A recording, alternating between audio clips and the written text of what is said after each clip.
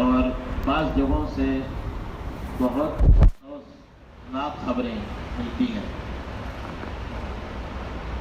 جیسے کہ مثلا سردیوں میں، گزشتہ سردیوں میں مری کے اندر سے بہت افسوسناک خبر ملی۔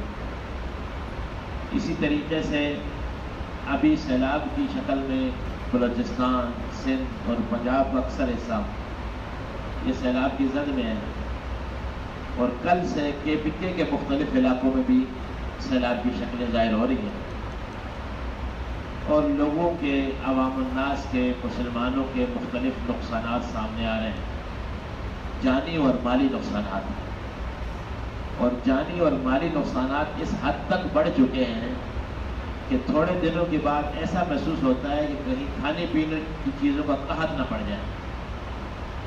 وہ اس لیے کہ جانور بیماری سے مر رہے ہیں، فصلیں بارشوں سے اور سیلاب سے متاثر ہو رہی ہیں، اور بہت سارے جانور ایسے ہیں کہ جو پانیوں میں بہہ گئے۔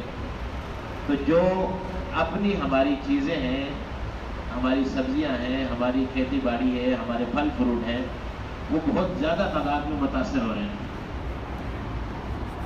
اور سب سے بڑا المیہ یہ ہے کہ ایک علاقے کے لوگ اگر اس کا سامنا کر رہے ہیں تو دوسرے علاقے کے لوگوں کو اس کا احساس نہیں ہے۔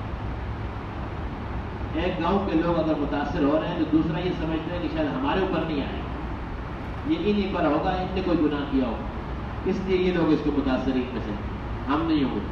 لیکن اللہ رب العزت نمبر باری باری سب کو دکھا رہے ہیں، اور ان آزمائشوں اور ان امتحانات کی بہت ساری وجوہات ہو سکتی ہیں۔ اب جب بارشیں نہیں ہو رہی تھی تو خشکی کی وجہ سے پانی خشک ہو رہے تھے، ہم دعائیں مانگ رہے تھے کہ اللہ پانی ہو جائے تاکہ خشکی ختم ہو جائے، کیونکہ پانی کے بغیر بھی گزارا نہیں۔ اللہ رب العزت نے اس نظام کائنات کو جس بیلنس میں رکھا تھا اس بیلنس کو گڑبڑ کر دیا۔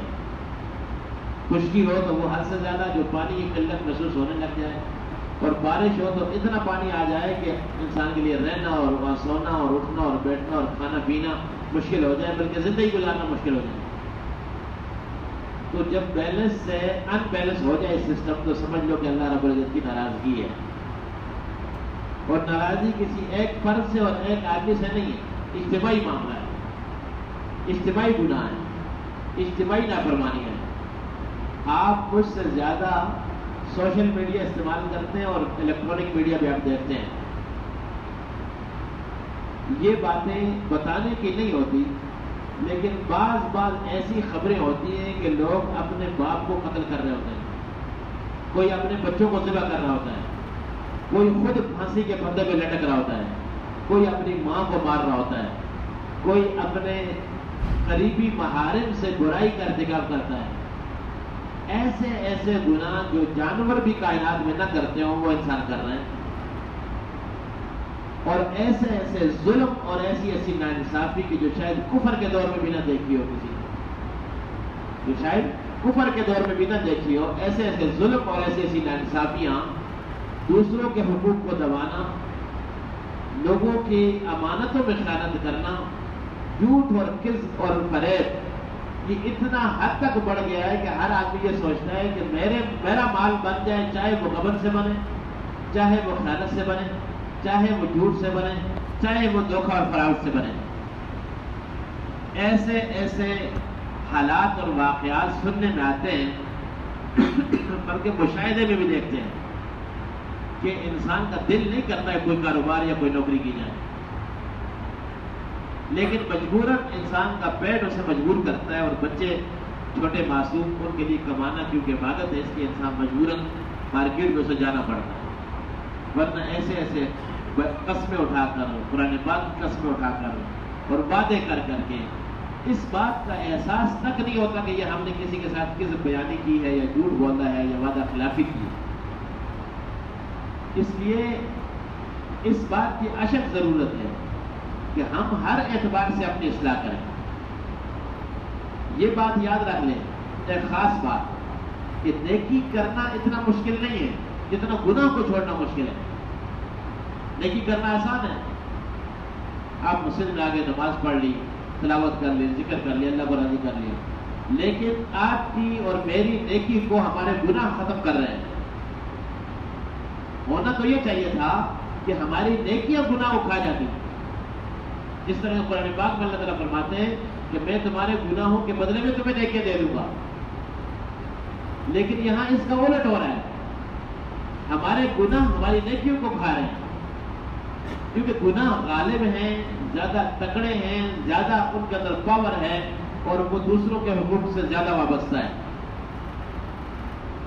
دوسروں کے حقوق سے وابستہ جو گناہ ہوتے ہیں وہ زیادہ خطرناک ہوتے ہیں. اور اس کی مثال یہ ہے کہ حضور پاک صلی اللہ علیہ وسلم نے صحابہ سے پوچھا کہ مفلس آدمی کون ہے، غریب اور لاچار اور بے بس کون ہے. تو صحابہ نے کہا کہ یا رسول اللہ ہمیں اس بات کا علم نہیں، آپ بتا دیجیے. فرمایا کہ وہ آدمی جو بہت ساری نیکیاں لے کر آئے گا، قیامت والے دن نیکیوں کے انبار لے کر آئے گا، لیکن دوسرے لوگوں کے حقوق اس کے ذمہ اتنے ہوں گے کہ ان کو دے دے کر اپنی نیکیاں ختم کر جائے گا. اور اب بھی دوسروں کے مطالبات باقی ہوں گے، وہ اس سے مطالبہ کریں گے تو یہ ان کے گناہوں کو اپنے بوجھ پر، اپنے کندھے پر اٹھا کر یہ جا رہا ہوگا جہنم کی طرف. یہ سب سے بڑا مفلس ہے. آج کل ہم دوسروں کے حقوق کو، دوسروں کے مالی معاملات کو، دوسروں کے ساتھ اخلاقی معاملات کو، اس کو ہم کسی درجے میں برائی سمجھتے ہیں. ہم یہ سمجھتے ہیں کہ یہ ہمارا حق بنتا ہے کسی کا مذاق اڑا لینا، یہ ہمارا حق بنتا ہے کسی کا حق دبا لینا، یہ ہمارا حق بنتا ہے کہ ہم مارکیٹ میں ہر چیز کو اپنے کنٹرول میں رکھیں. اس لیے جو یہ مسائل ہیں نا دوسروں کے حقوق کے ساتھ جو وابستہ ہیں، ان سے بھی خصوصی طور پر توبہ کرنی ہے، اور وہ حقوق جو اللہ کے ساتھ تعلق رکھتے ہیں ان سے بھی خصوصی طور پر خیال رکھنا ہے. جب یہ دونوں معاملات ہمارے ٹھیک ہوں گے تو پھر اللہ رب العزت کی طرف سے یہ عذابات کی شکلیں ڈل جائیں گی. قرآن کریم کے اندر آپ نے دیکھا ہوگا کہ ہر دوسری تیسری آیت میں کسی نہ کسی قوم کا تذکرہ ہے. قوم عاد کو دیکھ لو، قوم ثمود کو دیکھ لو، قوم نوح کو دیکھ لو، قوم لوط کو دیکھ لو، فلاں قوم کو دیکھ لو، فلاں قوم کو دیکھ لو. اللہ تعالیٰ قرآن پاک یہ بار بار فرماتا ہے نا سیرو فی الارض فانظروا کیف کان عاقبۃ المجرمین، کہ زمین پہ گھومو پھرو تم دیکھو کہ ان مجرموں کو کیا انجام ہوا. اور خصوصاً مکے والوں سے یہ خطاب ہوتا تھا، اور اس کے ضمن میں پوری امت سے، پوری انسانیت سے خطاب ہے. مکے والوں سے اس لیے ہوتا تھا کہ وہ شام کے سفر پر جاتے تھے اور راستے میں قوم ثمود اور قوم عاد کی بستیاں آتی تھی. اللہ تعالیٰ فرماتے ہیں کہ تم جاتے ہو راستے میں دیکھا کرو ان لوگوں کو کتنی طاقت تھی کہ وہ غاروں کے اندر اپنے لیے گھر تلاش لیتے تھے. ایک ایک آدمی کی اتنی طاقت ہوتی تھی کہ وہ ایک ہاتھ سے درخت کو اس طرح اکھاڑ کے پھینکتا تھا جس طرح کہ ہم جڑی بوٹی کو نکال دیں. ایک آدمی کے اندر اتنی طاقت ہوتی تھی کہ وہ ایک من کا پتھر دوسرے کو اٹھا کے اس طرح پھینکتا تھا جس طرح ہم کنکری پھینکتے ہیں، اور دوسرے کو لگتی تھی تو اس کو اتنی تکلیف ہوتی تھی جیسے کہ ہماری کنکری لگنے سے ہوتی ہے. طاقت میں اللہ تعالیٰ فرماتے ہیں کہ وہ کھجور کے تنوں کی طرح لمبے لمبے اور موٹے تکڑے تازے. لیکن جب اللہ رب العزت کی پکڑ آئی تو کیسے پکڑ آئی؟ ہوا کا رخ تیز کر دیا تو ایک دوسرے سے ٹکرا ٹکرا کر مر گئے. اللہ رب العزت عذاب لانے میں کسی چیز کا محتاج نہیں ہے. لیکن یہ بات یاد رکھیں جو خاص ہمارے سمجھنے کی بات ہے وہ یہ ہے کہ سراپا خیر، مجسمہ خیر، ایسا جسم جس سے شر نہیں ہو سکتا وہ صرف فرشتے ہیں. صرف فرشتے ہیں. فرشتوں نے یہ کہا تھا کہ اللہ ہم تیری عبادت کے لیے کافی ہیں کیونکہ ہم صبح شام سجدے میں پڑے رہیں گے. اور سراپا شر جو مجسمہ برائی اور بدی ہو وہ شیطان ہے. اللہ رب العزت کو اس کے درمیان والی مخلوق پسند تھی، اس لیے انسان کو پیدا کیا ہے. اب درمیانی مخلوق کیا ہے کہ جس سے غلطی ہو جائے پھر وہ اللہ کی طرف رجوع کر لے، جس سے نافرمانی ہو جائے وہ پھر اللہ سے صلح کر لے، جس سے کوئی گناہ کا ارتکاب ہو جائے وہ اللہ کے ساتھ اپنی ندامت والا معاملہ شیئر کر لے. جو دن میں 5 مرتبہ اللہ کے سامنے پیش ہو کر اللہ کے سامنے اپنی گناہوں کے ازالے کی کوشش کرے اور توبہ اور استغفار کا معاملہ کرے. اس لیے کہ حضور پاک صلی اللہ علیہ وسلم نے فرمایا کہ التائب من الذنب کمن لا ذنب له، گناہوں سے توبہ کرنے والا ایسا ہے جیسے کہ اس نے گناہ کیا ہی نہیں. اور دوسری حدیث مبارکہ میں فرمایا کہ ہر ایک انسان خطا کرنے والا ہے، اور خیر الخطائین التائبون، لیکن بہترین خطا کرنے والا آدمی وہ ہے جو توبہ کرتا ہے. تیسری حدیث مبارکہ میں آتا ہے حضور پاک صلی اللہ علیہ وسلم نے فرمایا کہ اللہ رب العزت نیک آدمی کا اتنا انتظار نہیں کرتا جتنا گنہگار کا کرتا ہے. اور گنہگار کا انتظار کس لیے کرتا ہے کہ یہ کس وقت توبہ کر کے میرے در پہ آتا ہے. کیوں کہ اللہ رب العزت کا ایک نام خنان ہے, اور خنان کا مطلب ہوتا ہے وہ رب جو ناراض ہو کر اپنے در سے دور نہ کرنے, ناراض ہو کر کسی کو اپنے در سے دور نہ کرے, اس کا معنی بنتا ہے خنان. یعنی جو اپنے بندوں کے ساتھ صلح کے انتظار میں ہوتا ہے, یہ اللہ کی صفت ہے. اس لیے اللہ تعالیٰ فرماتے ہیں کہ ان رحمتی سبقت علی غضبی, ان رحمتی وسعت علی کل شیء, کہ میری رحمت ہر چیز پر وسیع ہے اور میری رحمت غضب پر سبقت لے جا چکی ہے. لیکن تم پھر بھی رحمت سے دور ہوتے ہو, غضب سے قریب ہو جاتے ہو. ہم بندے انسان, اللہ رب العزت نے ہمارے لیے معافی کا دروازہ رکھا ہے, اور یہ ایسا دروازہ ہے کہ یہ انسان کو بالکل پاک صاف کر دیتا ہے. کیسے پاک صاف کرتا ہے؟ حضرت موسیٰ علیہ السلام نے اللہ تعالیٰ سے فرمایا کہ اللہ میں سب سے برے شخص کو دیکھنا چاہتا ہوں, جو میری امت میں آپ کی مخلوق میں سب سے زیادہ گنہگار اور سب سے برا آدمی ہو, میں اسے دیکھنا چاہتا ہوں. تو حضرت موسیٰ علیہ السلام سے فرمایا کہ جاؤ فلاں جگہ میں آدمی اس کو دیکھ لو. اب موسیٰ علیہ السلام نے اس کو دیکھا اور دیکھنے کے بعد واپس آ گئے. کچھ عرصے بعد اللہ تعالیٰ سے کہتے ہیں کہ اللہ میں سب سے نیک انسان کو دیکھنا چاہتا ہوں اپنے بعد, کیونکہ خود تو نبی تھے, لیکن میری امت میں آپ کے اس مخلوق میں سب سے نیک آدمی کون ہے, وہ مجھے دیکھنا ہے. تو اللہ رب العزت نے بھیجا کہ جاؤ فلاں جگہ آدمی بیٹھا ہے, اسے دیکھاؤ. جب وہاں چلے گئے دیکھا تو وہی آدمی بیٹھا ہے جو سب سے برا تھا, سب سے زیادہ شر والا تھا, سب سے زیادہ گناہوں والا تھا, جو سب سے زیادہ نحوست والا تھا, جو سب سے زیادہ اللہ سے ناراضگی والا تھا, جو اللہ سے دور تھا. وہی آدمی اللہ کا سب سے قرب والا ہے, سب سے زیادہ اللہ کے نزدیک محبت والا ہے. وہی آدمی اللہ رب العزت کے نیکوکاروں میں شمار ہے. تو پوچھا کہ اے اللہ یہ کیا ماجرا ہے؟ یہی آدمی کل کو سب سے بڑا گنہگار, اور یہی آدمی آج کو سب سے زیادہ نیکوکار, سب سے زیادہ متقی اور پرہیزگار, اس سے کیا معاملہ ہے؟ تو اللہ رب العزت نے فرمایا کہ موسیٰ اس نے مجھ سے ایسی توبہ کر لی, ایسی صلح کر لی میرے ساتھ کہ اس کے پچھلے سارے گناہ معاف ہو گئے, اور آج یہ بغیر گناہوں کے بالکل صاف ستھرے ایسے بیٹھا ہے جیسے کہ یہ ابھی آپ ماں کے پیٹ سے باہر دنیا میں آیا ہے.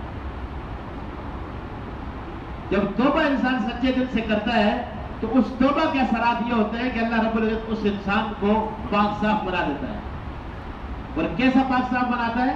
میں نے یہ قرآن پاک کی آیت تو پڑھی توبہ پر, لیکن اس میں ایک لفظ جو میں ابھی کوٹ کرنا چاہتا ہوں وہ یہ ہے کہ اللہ تعالیٰ فرماتے ہیں کہ یوم لا یحزی اللہ النبی والذین آمنوا معہ, یوم لا یحزی اللہ النبی, اس دن قیامت والے دن اللہ رب العزت اپنے نبیوں کو رسوا نہیں کرے گا, اپنے رسولوں کو اور پیغمبروں کو رسوا نہیں کرے گا. والذین معہ, اور جو ان کے ساتھ ہوں گے ان کو بھی رسوا نہیں کرے گا. اب ان کے ساتھ ہونے والے کون لوگ ہوں گے؟ جو ایمان میں کامل ہوں گے, تقوی میں کامل ہوں گے, اعمال صالحہ میں کامل ہوں گے. اگر کامل کی بات نہ ہو تو پھر تو یہ اعتراض پیدا ہو جائے کہ مسلمانوں کے لیے سزا کیوں ہے. اللہ تعالیٰ یہ فرماتے ہیں کہ نبیوں کے ساتھ جو لوگ محبت کرتے ہیں, ان کے راستوں پر جو چلتے ہیں, ان کا اتباع جو کرتے ہیں, ان کی بات جو مانتے ہیں, ان کی شریعت پر جو عمل کرتے ہیں, ان کو بھی میں قیامت والے دن رسوا نہیں کروں. اللہ رب العزت مومن بندے کی رسوائی اور بے عزتی نہیں چاہتا. ایک روایت میں آتا ہے کہ صحابہ اکرام حضور پاک صلی اللہ علیہ وسلم اکٹھے کے سفر میں ایک جگہ کسی بستی کے قریب پڑاؤ ڈالا. ایک خاتون وہاں تندور میں روٹیاں پکانے والی اس گاؤں میں رہتی تھی, دیہات میں. تو اس سے گزارش تھی کہ ہمیں کچھ روٹیاں لشکر کے لیے چاہیے, جو قیمت ہے جیسے بھی جو ترتیب اس حوالے سے تھی وہ ہوگی. اس خاتون نے صحابہ سے یہ کہا کہ میں تمہارے بڑے صاحب سے ملنا چاہتی ہوں, تمہارے پیغمبر سے ملنا چاہتی ہوں. تو صحابہ نے حضور پاک صلی اللہ علیہ وسلم سے ملاقات کروائی کہ یہ خاتون جس نے ہمارے لیے کھانا بنایا ہے, روٹی بنائی ہے, اور اب یہ آپ سے کچھ سوال کرنا چاہتی ہے, آپ اس کا جواب دیں.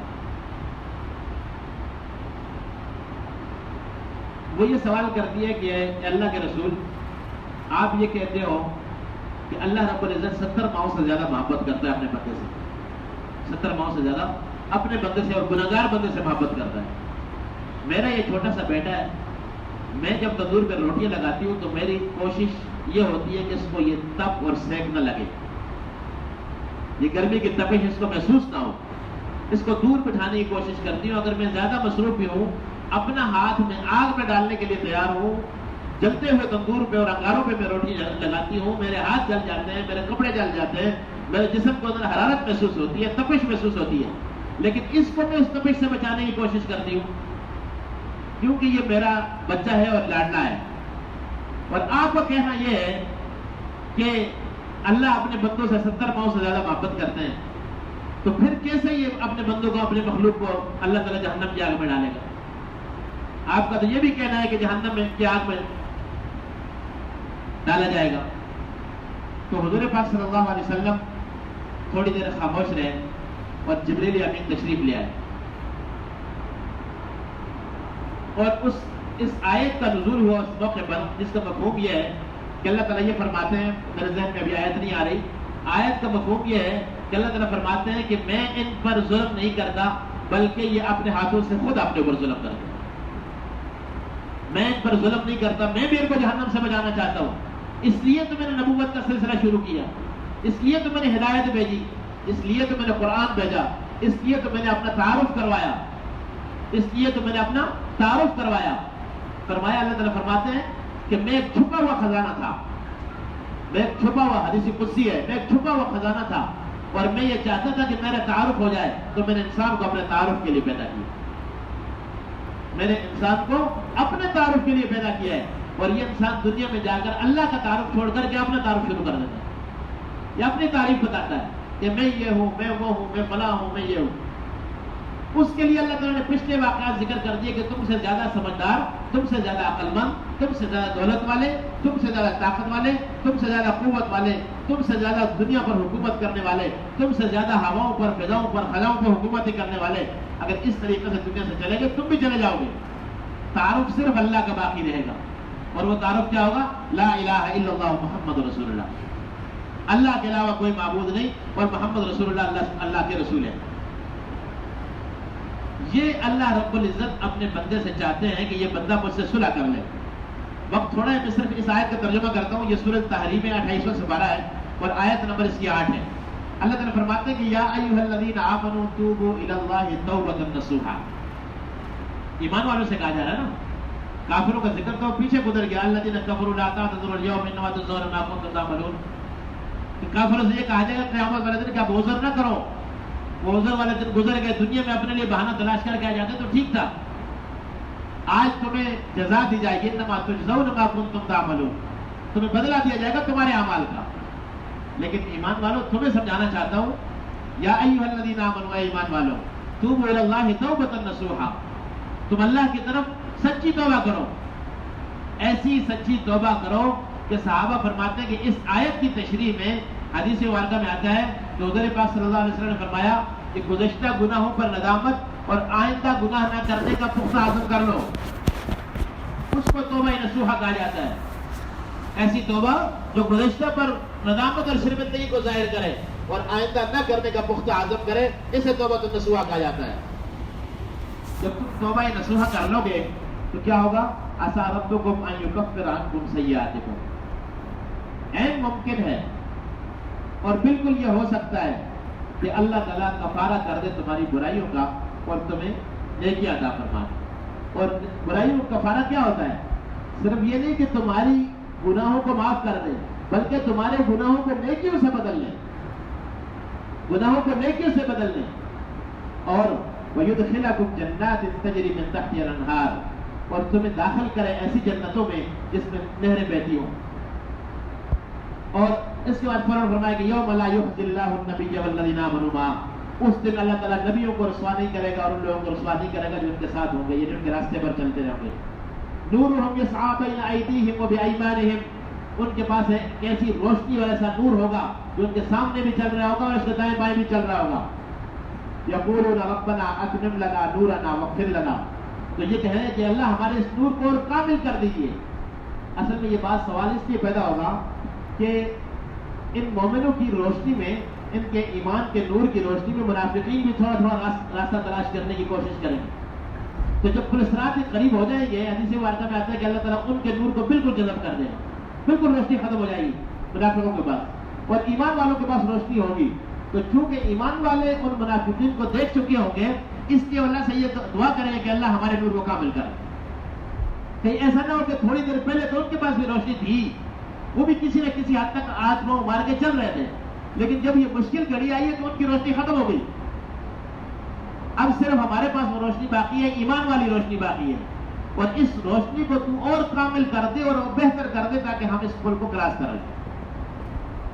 اس لیے کیا فرمایا کہ نورہم یسعی بین ایدیہم، ایسا نور ان کو دیا جائے گا ایمان والوں کو، تقوی والوں کو، پرہیزگاری کرنے والوں کو، توبہ کرنے والوں کو، اور اللہ کے سامنے معافی طلب کرنے والوں کو، کہ وہ اس کے اندر یسعی کا معنی سمجھتے ہیں، سعی کہتے ہیں بھاگنے کو، دوڑنے کو. یسعی اسی سے ہے کہ وہ چل رہے ہوں گے بین ایدیہم، ان کے سامنے بھی نور ہوگا، وبایمانہم، ان کے دائیں طرف بھی ہوگا.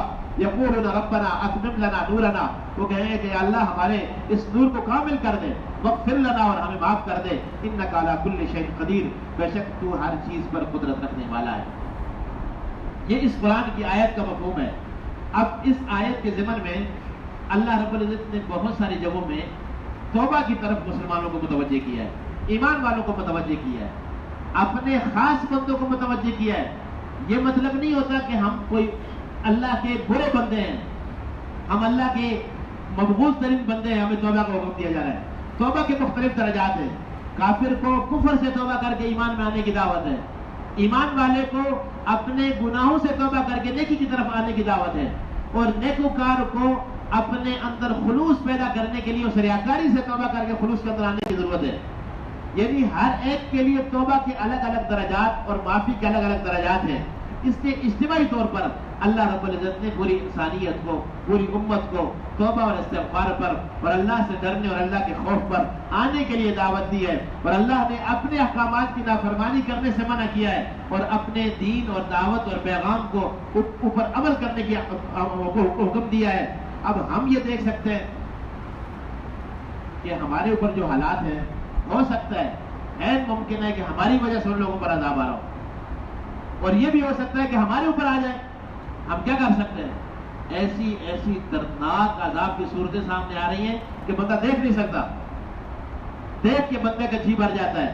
اس لیے مرے تو کم از کم اس حالت میں مرے کہ ہم گناہوں سے تو پاک ہوں، اور اس کا ایک ہی طریقہ ہے کہ ہم اللہ کے ساتھ صلح کر لیں، اللہ کے ساتھ توبہ اور استغفار کر لیں، اللہ کے سامنے اپنے ندامت کے آنسو بہا لیں. فرمایا کہ قیامت والے دن سمندروں کے سمندر انسان کو گناہوں کو معاف نہیں کروا سکتے، جو دنیا میں اپنی آنکھ کا بہنے والا قطرہ معاف کروا دیتا ہے. اس لیے اللہ رب العزت چاہتے ہیں کہ میرا بندہ میرے سامنے عاجزی کرے، توبہ اور استغفار کرے. اور اس کے ساتھ ساتھ ایک اور لازمی چیز ہے، وہ یہ ہے کہ ہمیں ان کی مدد کرنی چاہیے. جیسے بھی جو بھی طریقہ آپ کے پاس ہو، ان کی مدد کرنی چاہیے. مسلمان کہتے ہی اسے جو دوسرے مسلمان کا خیر خواہ ہو اور اس کو مشکل میں نہ دیکھ سکے. فرمایا کہ ایک جسم کی مانند ہے، اگر ایک جگہ میں تکلیف ہوتی ہے تو پورے جسم کو تکلیف ہوتی ہے.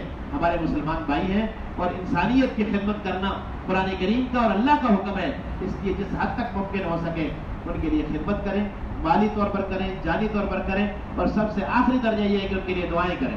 اللہ تعالیٰ ان کو اس عذاب سے بچائے، اور جو امت بچی ہوئی اللہ تعالیٰ ان کی حفاظت فرمائے.